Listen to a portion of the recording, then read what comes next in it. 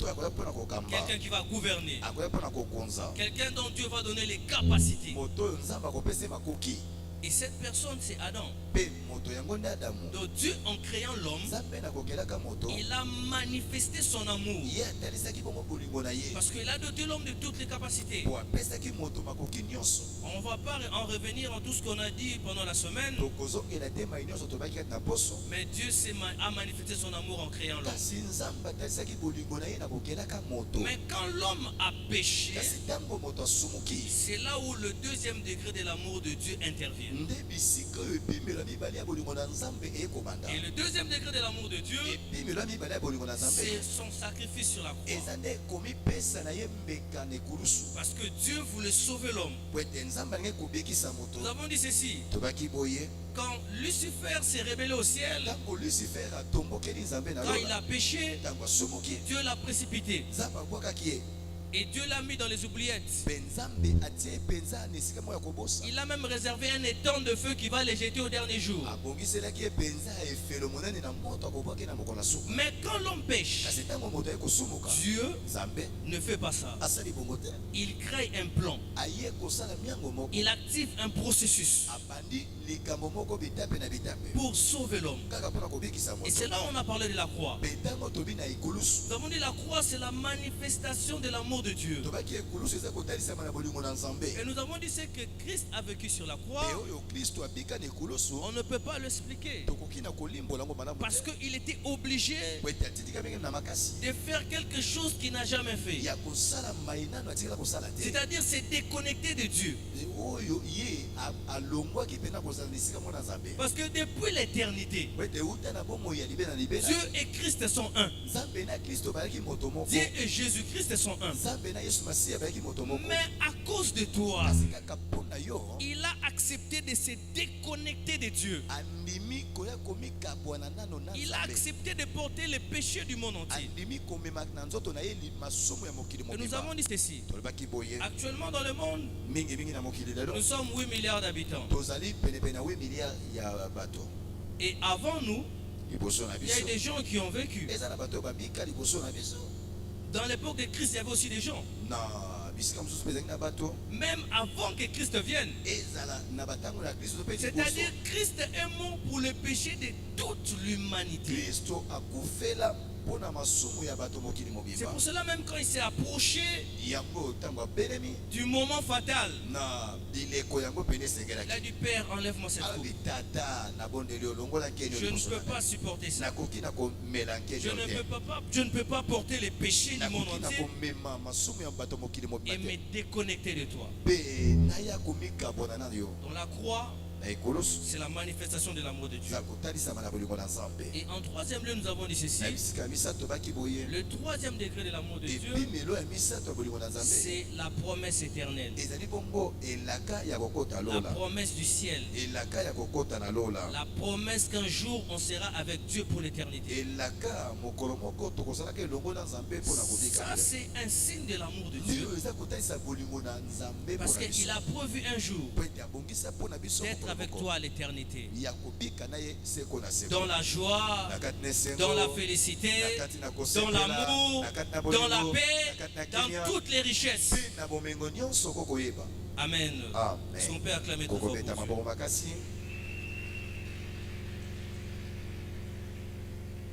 Malheureusement, on ne peut pas entrer en détail parce que ça s'est passé la semaine passée. Et maintenant, les gens qui comprennent la thématique du thème, ils comprennent que maintenant nous voulons aborder le deuxième point. Amen. Et c'est quoi le deuxième point? C'est quoi le deuxième point? Le jugement de Dieu. Je veux que tu me suives très bien. Parce que quand on parle des jugements de Dieu, généralement on fait allusion au jugement dernier Quand Dieu va juger tout le monde. Est-ce que quelqu'un est en train de me suivre? Mais ce n'est pas de ce jugement dont je vais parler. On va s'élever, on va lire la parole de Dieu. Nous sommes dans le livre de Hébreux. Chapitre 12. On va commencer au verset 5. Hébreux chapitre 12, le 5e verset. La Bible dit ceci. Vous avez oublié le conseil que je vous ai donné comme à des fils.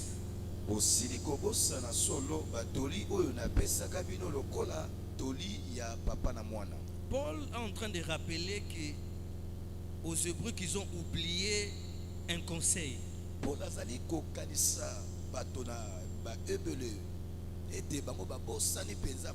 C'est quoi ce conseil? C'est quoi ce conseil? Mon fils, ne méprise pas les châtiments du Seigneur.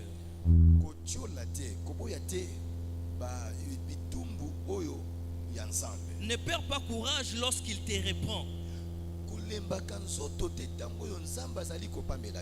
Car les châtiments de celui, car il châtie celui qu'il aime.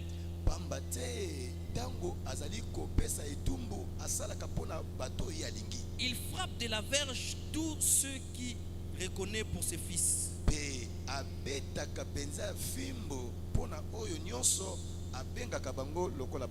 Supportez les châtiments.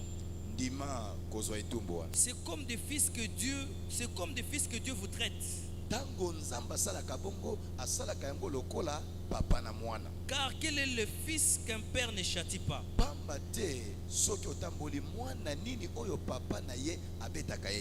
Mais si vous êtes exempté du châtiment auquel tous sont part,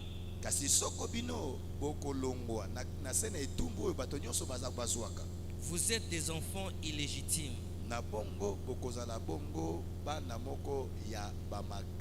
et non des fils. Amen. Est-ce qu'on peut se mettre? Tu vas acclamer très fort pour Dieu.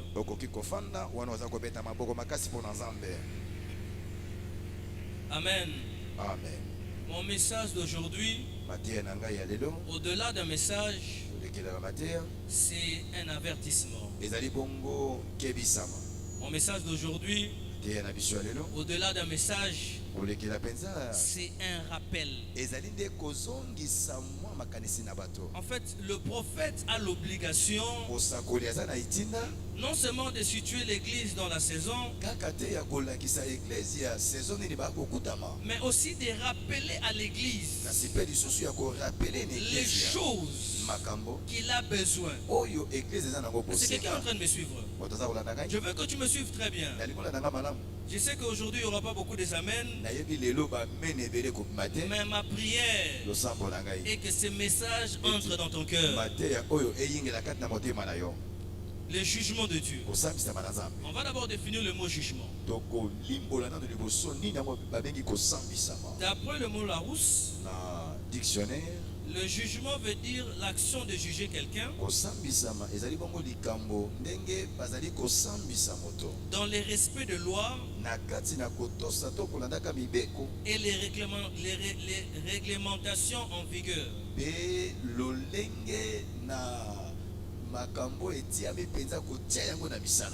Amen.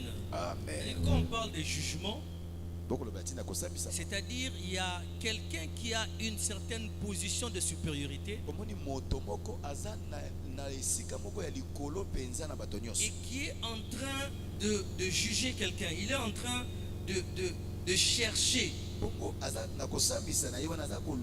est-ce qu'il y avait la faute. Qu'est-ce qu'on doit faire? Est-ce que quelqu'un est en train de me suivre? Maintenant, quand on parle de jugement, on voit trois personnes. Ou on voit trois personnages. ou 3 caractères. C'est-à-dire que dans le jugement, on a d'abord le juge, on a l'accusé, la personne qu'on est en train de juger. On a aussi les textes. Est-ce que quelqu'un est en train de me suivre? Parce qu'avant de juger quelqu'un, on doit se baser sur quelque chose. On doit se baser sur un texte. C'est-à-dire la personne qu'on juge, on doit les juger en fonction de ce que dit le texte. C'est-à-dire il y a une certaine réglementation, il y a de principes, même dans tout le domaine de la vie, les gens doivent suivre. Maintenant, quand quelqu'un va à l'encontre de ces principes, c'est à ce moment-là que le juge doit intervenir sous base des textes.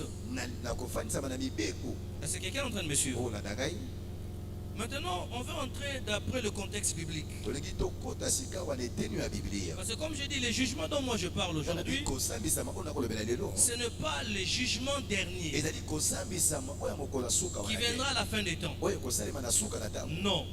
Le jugement dont je parle, c'est le jugement dont Paul vient de dire dans Hébreux 12. C'est-à-dire les châtiments que Dieu inflige. Quelqu'un est en train de me suivre? Paul a dit ceci. Rappelez-vous, n'oubliez pas ce que je vous ai dit concernant le jugement que Dieu donne à ses enfants. Malgré que Dieu est amour, malgré que son amour est incommensurable, malgré qu'il a manifesté son amour d'une manière extraordinaire, mais c'est un Dieu de principe. Est-ce que quelqu'un est en train de me suivre? C'est un Dieu de principe. Et l'un des principes de Dieu, c'est qu'il est dans sa parole. C'est quelqu'un est en train de me suivre. Et quand on va en dehors de sa parole, comme Paul est en train de nous dire, Dieu va infliger un châtiment. Donc c'est-à-dire le juge c'est Dieu, l'accusé ou la personne qu'on juge c'est l'église. C'est toi qui es en train de me suivre moi. Et les textes, c'est la parole de Dieu. C'est-à-dire Dieu nous donne un châtiment en se référant à ce que si on a transgressé la parole de Dieu. C'est pour cela que j'ai dit que c'est un avertissement que je veux donner à l'église. Qu'on doit faire très attention. Dieu a mis des principes. Et ces principes se trouvent dans sa parole. Et maintenant c'est à nous d'observer. C'est pour cela Josué dit ceci. Dieu dit à Josué, observe ces livres de la parole. Mets-le en pratique. Mais est-ce que c'est notre cas? C'est vrai que Dieu nous aime. Raison pour laquelle il est en train de nous châtier. C'est ce que Paul est en train de dire. Qu'un père qui aime son fils le châtie. Vous savez, quand j'étais en train de prier, Dieu m'a dit ceci. Vous savez, dans l'église, il y a plus de 40% des problèmes que les gens ont. Ce n'est même pas le diable. Est-ce que je peux parler à quelqu'un en ce lieu? Est-ce que je peux parler à quelqu'un en ce lieu? C'est-à-dire que 40% des gens qui ont des problèmes à l'église, ce n'est même pas le diable. C'est Dieu qui est en train d'amener un jugement. Est-ce que je parle à quelqu'un en ce lieu? Et le jugement de Dieu, c'est quoi? Le jugement de Dieu, c'est pour t'amener à te redresser. Donc s'il faut donner une définition pour le jugement de Dieu, on va dire ceci. Le jugement de Dieu, c'est le châtiment que Dieu inflige à ses fils dans le but de leur redresser et dans le but de leur corriger. Est-ce que je parle à quelqu'un en ce lieu? C'est-à-dire qu'il y a beaucoup de gens qui ont des problèmes, qui sont en train d'accuser les diables à tort. Est-ce que quelqu'un est en train de me suivre? Balance ta main si tu me suis. On accuse les diables à tort. Certains problèmes, ce n'est pas le diable. Comme Paul a dit, c'est Dieu qui est en train de te donner un châtiment. Le but, c'est quoi? Il veut que tu puisses te redresser. Il veut que tu puisses te corriger. Amen. Amen. On va lire un verset. Vous allez voir que Dieu, dans les principes, il est très rigoureux. Nous sommes dans Genèse chapitre 15. Genèse chapitre 15.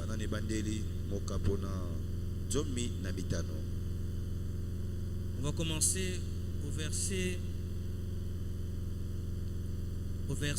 8. Genèse 15, verset 8. Je vais lire rapidement, comme toi tu ne m'interprètes pas. Abraham répondit, Seigneur éternel, à quoi connaîtrai-je que je le posséderai? L'Éternel lui dit, prends une génisse de 3 ans, une chèvre de 3 ans, un bélier de 3 ans, et une tourterelle et une jeune colombe. Abraham prit tous ces animaux, les coupa par le milieu et mit chaque morceau l'un vis-à-vis de l'autre. Mais il ne partagea point les oiseaux. Est-ce que quelqu'un est en train de me suivre? Dieu a dit à Abraham que tu dois faire un sacrifice pour moi. Tu prends une génisse de 3 ans, chèvre de 3 ans, bélier de 3 ans. Tu prends une tourterelle qui est un oiseau, et tu prends une jeune colombe.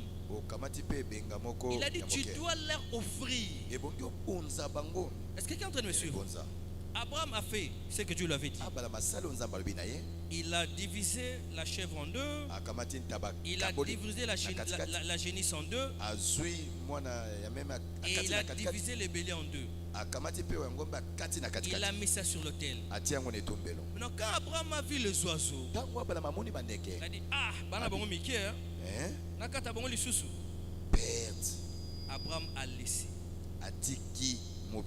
Et la Bible dit ceci, les oiseaux ont commencé à créer du désordre sur les autres offrandes qui étaient au-dessus.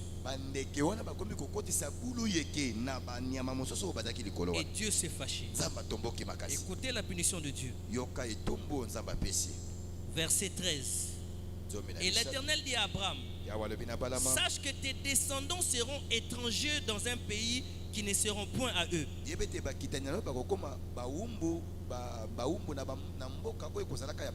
Ils y seront asservis. On les opprimera pendant 100 ans. Donc les 400 ans qu'Israël a fait en Égypte,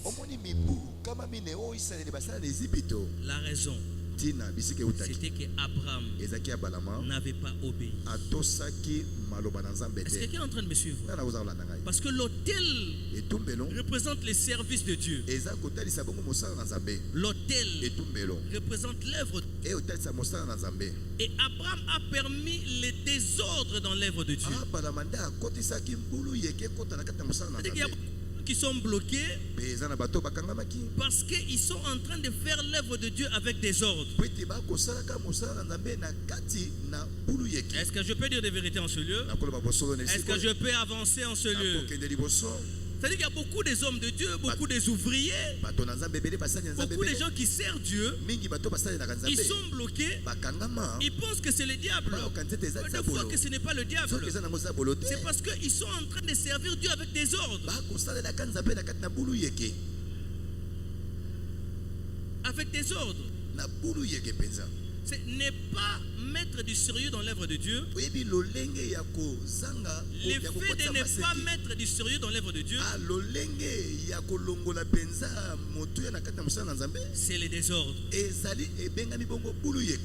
fait de ne pas payer sa dîme, c'est le désordre. Le fait de ne pas obtempérer un ordre d'un supérieur, c'est le désordre.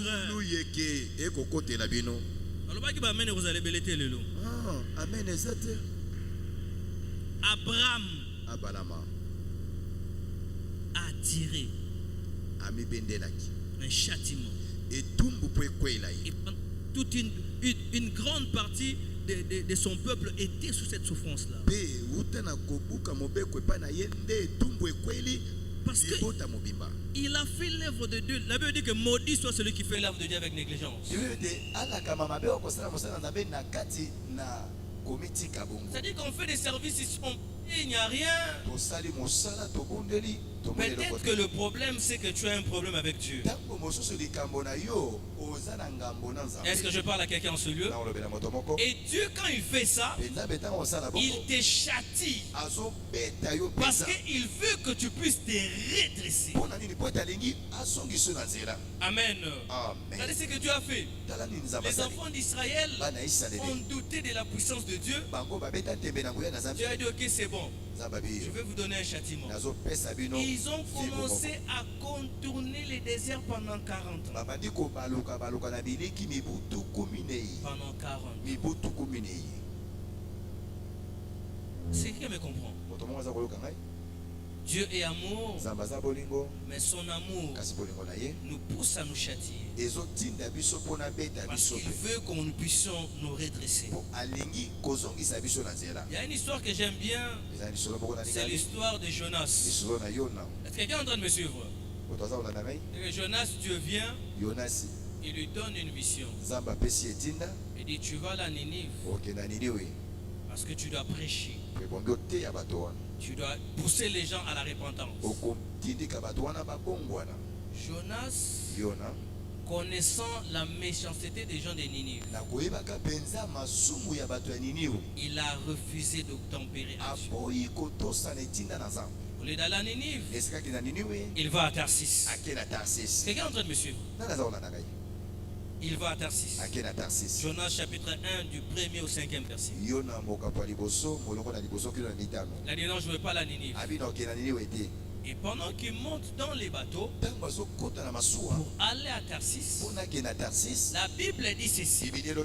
Dieu envoya une grande tempête. Jusqu'au point là où tout le monde se sentait en insécurité. Chacun commençait à prier son Dieu. Mais la raison de ces problèmes, c'était quoi? C'était quelqu'un qui avait désobéi à Dieu. Et Dieu a envoyé son châtiment. Maintenant, le problème est quoi? Le châtiment devait tomber sur Jonas, mais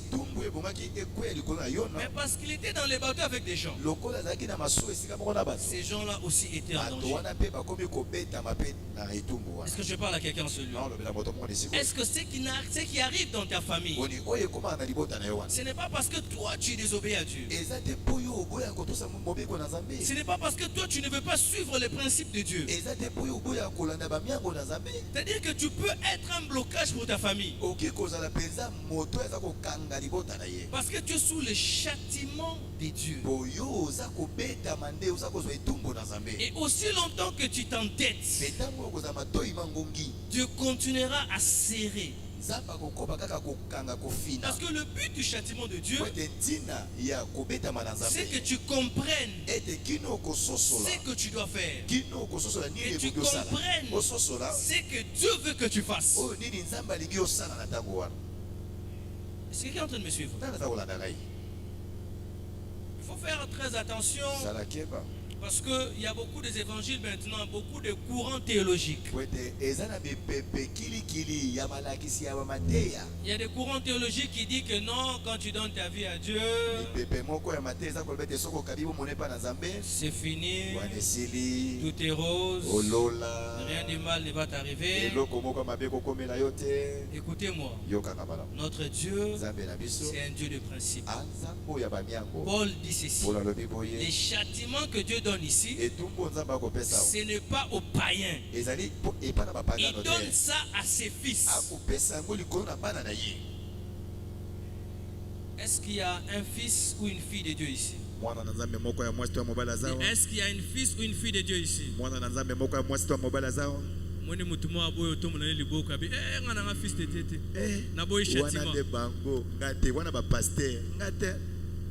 Amen. Amen. On doit marcher selon les principes de Dieu.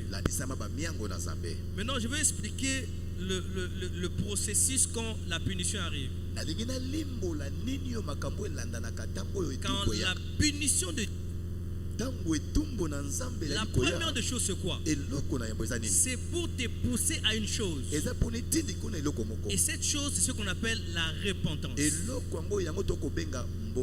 Dis à ton voisin la repentance. La repentance. Aujourd'hui, je vais expliquer la repentance d'une manière un peu claire et simple.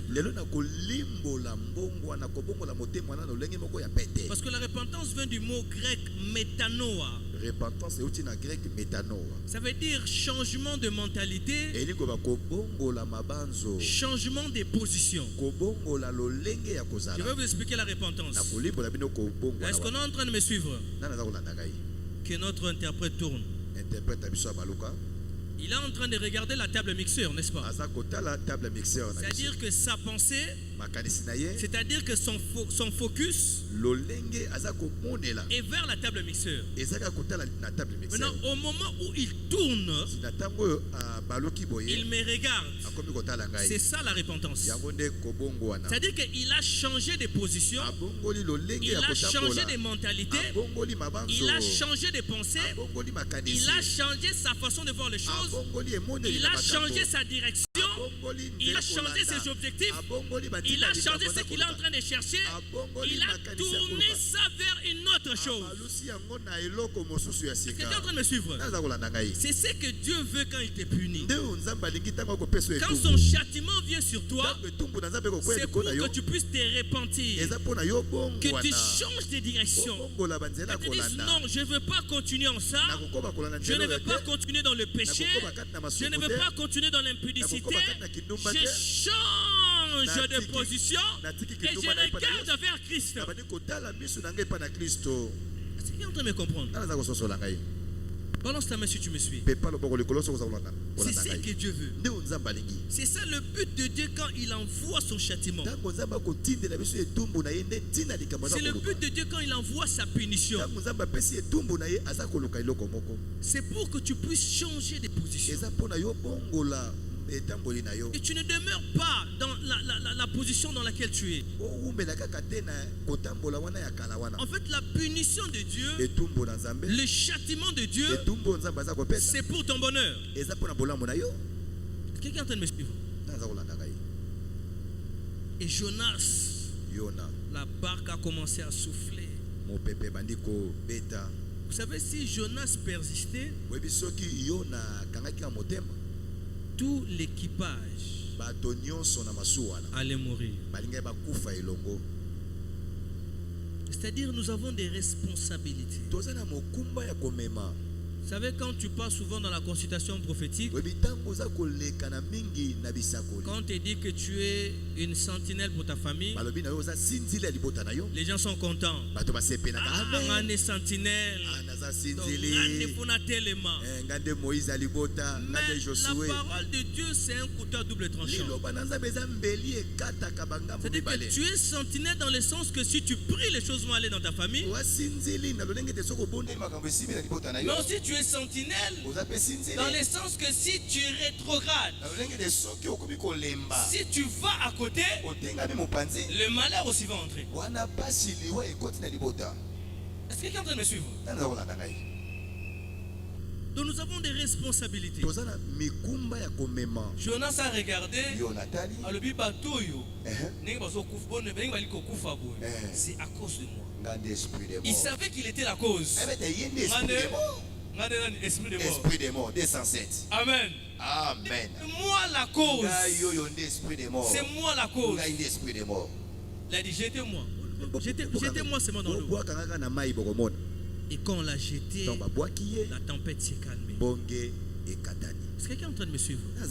La punition de Dieu vient pour te redresser, vient pour te corriger et t'amener à la repentance. Comme je dis, la repentance, ce n'est pas seulement Oye Oyamboli au Seigneur Nzambe Limbisanga. Non. C'est après avoir fait ça, tu prends la décision de changer de position.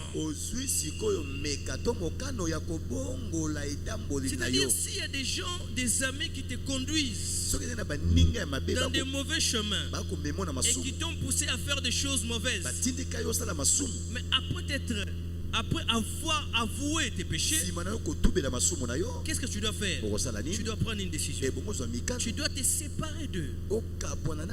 C'est ça la repentance. La repentance, ce n'est pas seulement le parler. La repentance, c'est la décision que tu prends au fond de ton cœur pour ne plus revenir aux mêmes choses. Le châtiment de Dieu est réel. Et comme j'ai dit, il y a beaucoup de gens entre nous qui passent des moments difficiles. Ce n'est pas parce que le diable est en train de leur déranger, mais c'est parce qu'ils n'ont pas respecté les principes de Dieu. Ils sont allés à l'encontre de la parole de Dieu. Ils font l'œuvre de Dieu avec désordre. Et Dieu envoie la punition.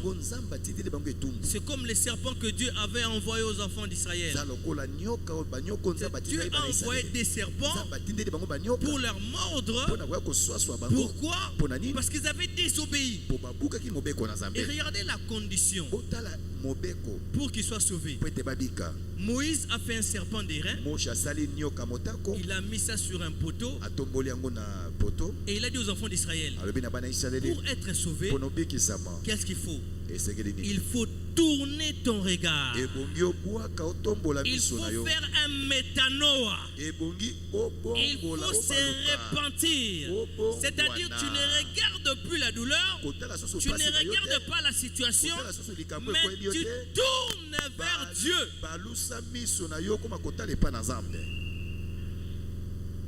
Est-ce que quelqu'un est en train de me suivre? Les châtiments de Dieu. Cette action amène la repentance. Et la repentance nous amène quelque part. On va lire Hébreux chapitre 11.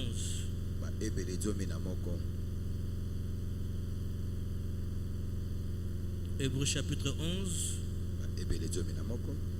Le verset 10. On peut me mettre la version Bible du Semeur. Hébreux 12 plutôt 10. La version de la Bible du Semeur. Hébreux chapitre 12, le 10e verset.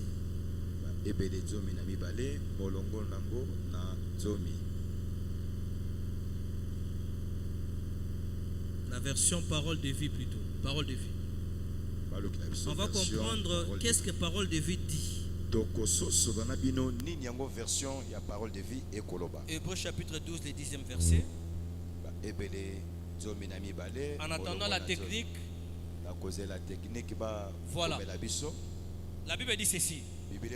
Oui, nos pères nous corrigeaient pendant quelque temps selon leur idée à eux. Mais Dieu, c'est pour notre bien qu'il nous corrige. Il veut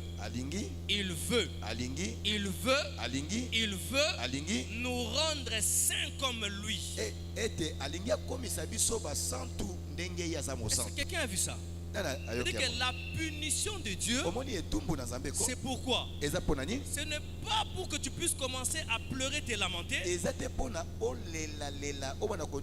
c'est pour te rendre saint comme lui. Tu es en train de me suivre? C'est ça le but de la punition de Dieu. Pour te rendre saint comme lui. Verset 11. Mais je veux qu'on nous lit la Bible du semeur. Hébreux 12, 11. Il y a une vérité que Paul nous dit là. Hébreux 12, le 11e verset.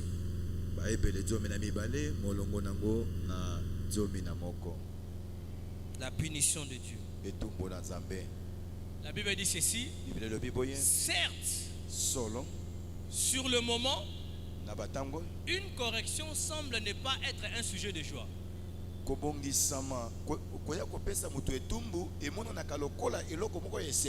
C'est-à-dire, quand Dieu te punit, tu ne seras pas dans la joie. D'autres versions disent que tu seras dans la tristesse. Parce que c'est une punition. Tu seras dans la tristesse. Mais la Bible continue en disant ceci. Mais plutôt, par la suite, elle a pour fruit chez ceux qui ont été ainsi formés une vie juste et vécue dans la paix. C'est-à-dire le châtiment de Dieu quand il descend, ça te rend triste. Mais ce n'est pas ça son but. Son but est que quand toi tu comprends et tu entres dans la voie, cela par la suite produira une joie. Est-ce que quelqu'un est en train de me suivre? Mais ce que j'aime, la Bible dit ceci. Mais par la suite, elle a pour fruit chez ceux qui ont ainsi été formés.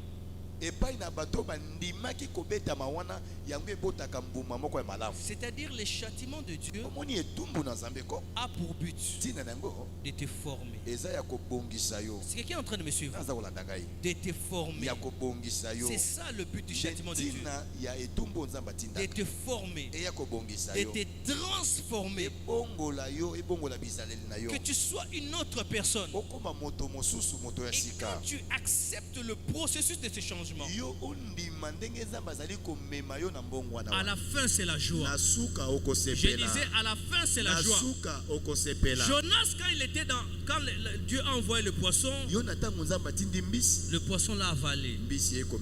Dans Jonas chapitre 2, Jonas a commencé à se repentir. Il a commencé à prier. Il a commencé à prier. Là, il était dans le ventre du poisson. Je me demandais même comment il respirait. C'est-à-dire que c'était compliqué. Mais quand il s'est repenti, quand Dieu a compris que la formation de Jonas est arrivée à la fin, le poisson a vomi Jonas. Est-ce que quelqu'un est en train de me suivre? Maintenant, il y a quelque chose qui m'intrigue. D'après les historiens, quand Dieu a donné à Jonas la mission d'aller, là où Jonas était à Japon, pour aller à Ninive, ça allait le prendre 1 mois. Est-ce que quelqu'un est en train de me suivre? Mais quand il a désobéi, le poisson l'a avalé. Il commençait à prier. Il s'est repenti. Non seulement Dieu l'a donné la vie, mais Dieu a accéléré son processus de voyage. Au lieu de faire 1 mois, il a fait 3 jours. C'est-à-dire quand on accepte la formation de Dieu, comme Hébreux nous a dit, c'est la joie qui suit. C'est la justice de Dieu qui suit. Est-ce que quelqu'un est en train de me suivre? Mais il y a un problème pendant que je suis en train de comprendre mon message. Il y a un problème. La personne, parce qu'il y aura toujours des gens qui vont s'entêter, qui vont demeurer dans l'incrédulité.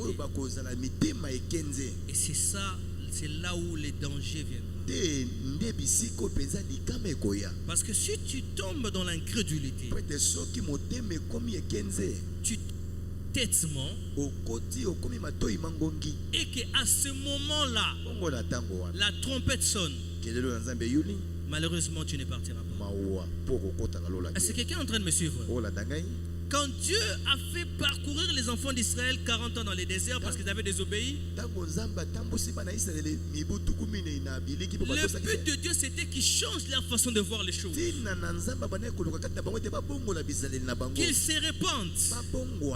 Mais les enfants d'Israël étaient des incrédules. Après avoir tourné dans les déserts, ils étaient pratiquement 1 million. Toute cette génération sont morts. Il n'y a eu que 2 personnes qui sont entrées dans la terre promise. Or, Canaan, d'après la pensée prophétique, c'est le ciel. C'est l'endroit là où on part. Mais il n'y a que 2 qui sont entrés. C'est-à-dire l'incrédulité, malheureusement, va amener beaucoup de gens à rater leur enlèvement. Je répète encore, l'incrédulité, malheureusement, va amener beaucoup de gens à rater l'enlèvement. Alors, toi qui écoutes cet avertissement, j'ai dit, je suis venu comme un prophète pour parler à quelqu'un. Peut-être que cette parole, c'est peut-être pour qu'une seule personne. Et c'est pour cette personne que je suis venu. Et j'invite cette personne. Il est temps que tu te répondes. Il est temps que tu changes de position. Même si Christ ne vient pas, la mort peut venir. Si la mort te trouve dans la position d'incrédulité, le paradis est fermé pour toi. Est-ce que je parle à quelqu'un sur? Est-ce que tu peux acclamer très fort pour Dieu?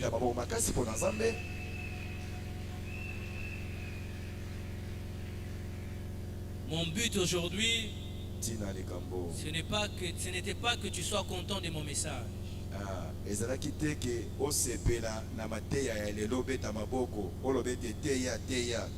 Mon but aujourd'hui, c'était de t'avertir en tant que prophète et de te dire que tous les signaux qui doivent montrer que nous sommes au temps de la fin sont sur le rouge. Tous les signaux, j'ai dit bien tous les signaux sont sur le rouge.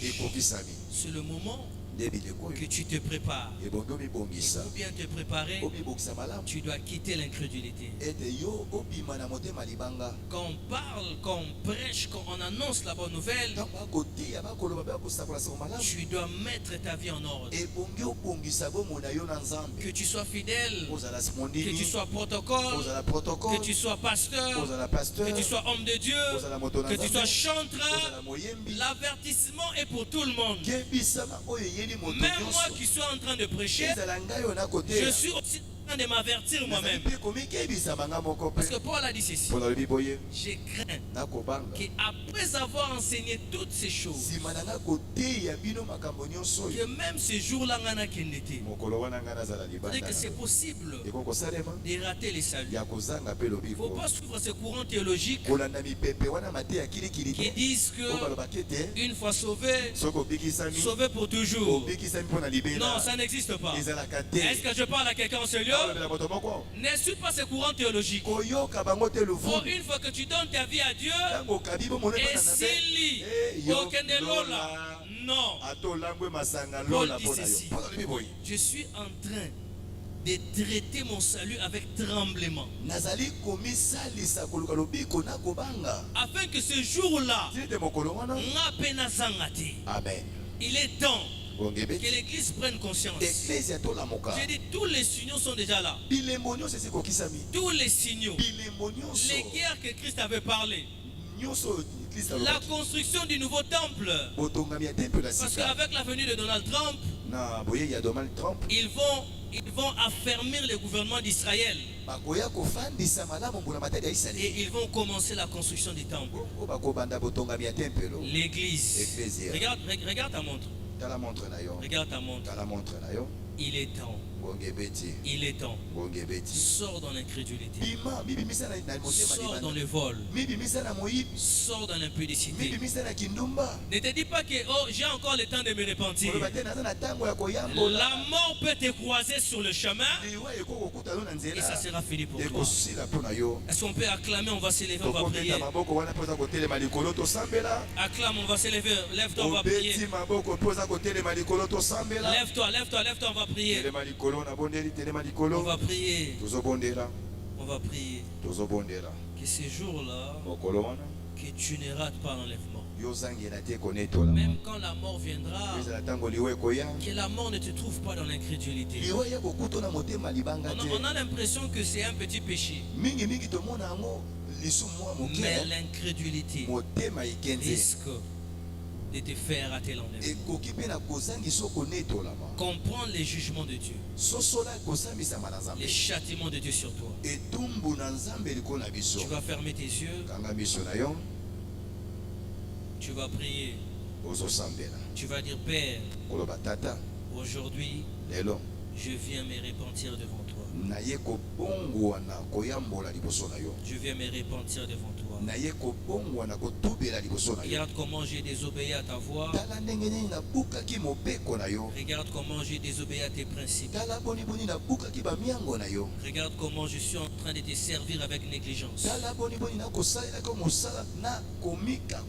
Regarde comment je ne paye pas ma dîme. Regarde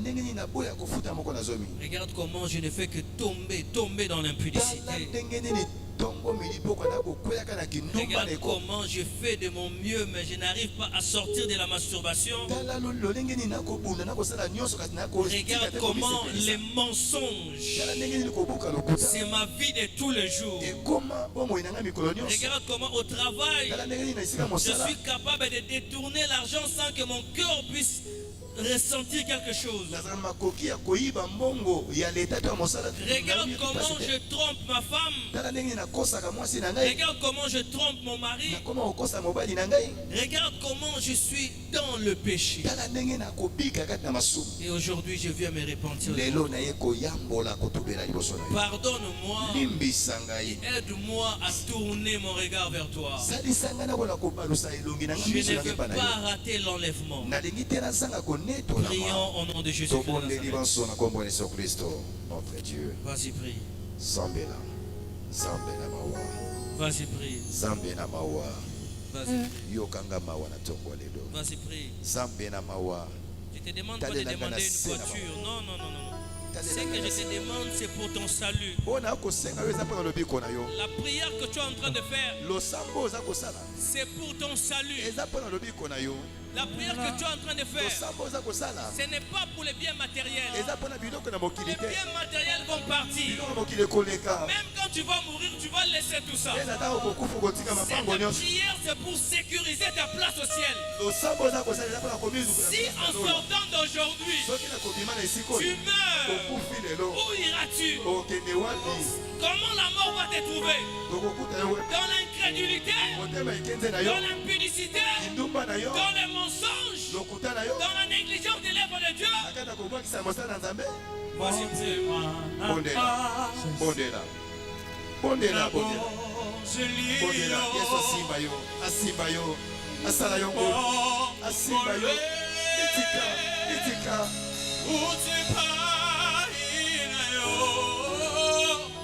demande à Dieu.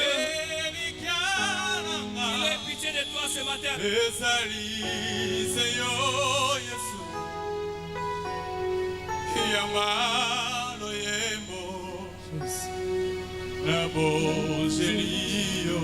Qu'il ait pitié de toi ce matin. Il ait pitié de toi ce matin.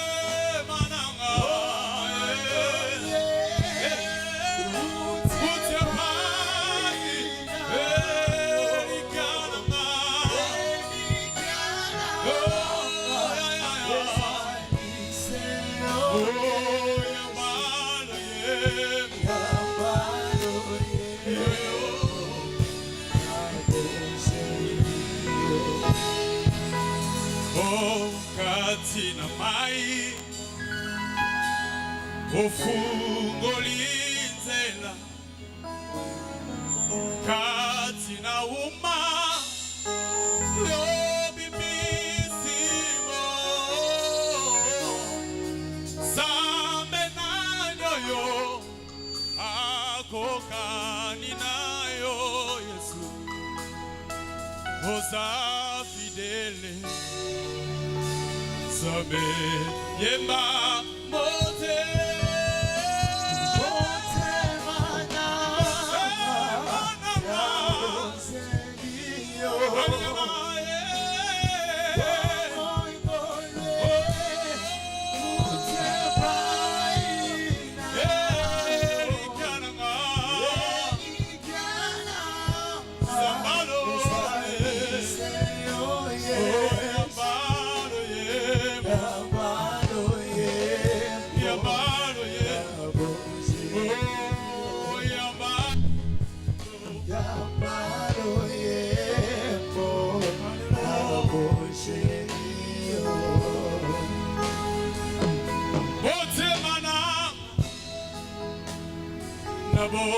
Bongelio, Alléluia.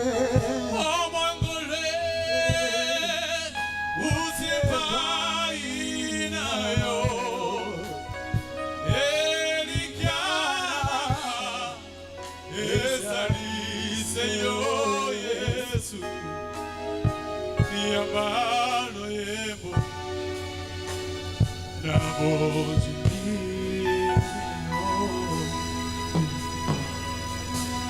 Élève tes deux mains. Élève tes deux mains. Élève tes deux mains. Père éternel, tu as envoyé ton message. Tu as envoyé cet avertissement à ton peuple parce que les jours sont mauvais. Je prie que toute personne qui s'est repentie sincèrement, toute personne qui a avoué devant toi ses transgressions, toute personne qui a ouvert son cœur, qui a répandu son cœur vers toi aujourd'hui, je prie que ta miséricorde se manifeste dans leur vie au nom de Jésus-Christ de Nazareth. Pendant que je clôture ce moment, que ton esprit, ton Saint-Esprit, commence à fortifier tout un chacun. Que là où il tombait, que ton esprit nous aide à surmonter la tentation. C'est possible de marcher dans la sainteté. Je disais, c'est possible de marcher dans la sainteté. Aide-nous, Père, à marcher dans la sainteté. Aide-nous, Père, à marcher selon tes principes. Aide-nous, Père, à marcher selon tes voies. Aide-nous, Père, à marcher selon ta parole, Père. Selon ta parole. Selon ta parole. Et qu'aujourd'hui, qu'une nouvelle page s'ouvre. Une page là où nous allons marcher dans la sanctification. Merci Père éternel, Père de gloire. Par ton nom, nous avons ainsi prié. Amen. Amen. Est-ce que tu peux acclamer très fort pour Dieu? Mettez l'ensemble ma boko.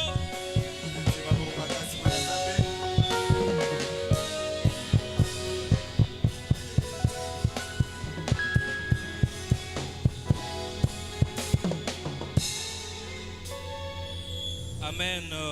Amen. Qui a été béni ce matin? Balance ta main si tu as été béni ce matin. Est-ce que tu peux maintenant acclamer très fort pour Dieu? Acclame, acclame très fort pour Dieu. Nous voulons passer au moment des offrandes, au moment de la bénédiction. Qui croit que le moment des offrandes, c'est aussi le moment de la bénédiction? Tu vas prendre ton offrande.